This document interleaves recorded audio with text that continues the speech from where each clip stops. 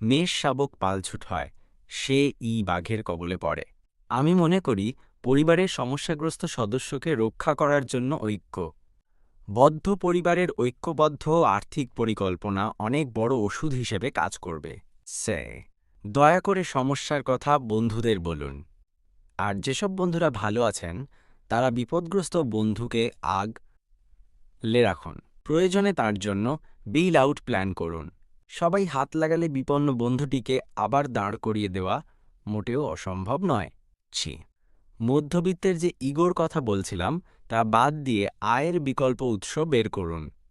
যেমন ছাত্রজীবনে যিনি টিউশনি করতেন তিনি প্রয়োজনে তাতে ফিরে যান।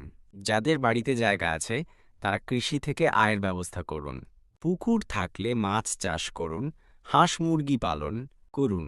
বাড়ির মহিলারা সেলাই কাজ, হোমমেড ফুড এ ধরনের ছোট ছোট উদ্যোগ নিন। অনলাইন অফলাইনে বিক্রি করুন। তাকে পুঁজি করলে ক্রেতার অভাব হবে না। প্রতি বছর পুনর্মিলনী রিইউনিয়নের বন্যা আমরা দেখি। লাখ লাখ টাকা এসব অনুষ্ঠানে খরচ হয়েছে। এসব অ্যালামনাই অ্যাসোসিয়েশন প্রত্যেক সদস্যের বিপদে পাশে দাঁড়াতে পারেন। নয়ত এসব মিলন মেলা একটি লোক দেখানো মূল্যহীন ব্যাপার বলে প্রমাণিত হবে। সবশেষে বলি, বাড়ির একমাত্র উপার্জনকারী সদস্য হচ্ছেন নিঃসঙ্গ শেরপা। তাকে একাই লড়াই করতে হয়।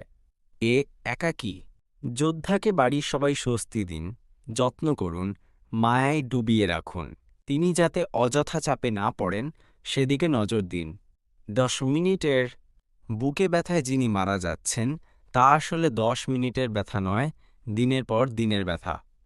অনিশ্চয়তার এ দীর্ঘ ব্যথার চাপ আসলে তিনি আর নিতে পারেননি।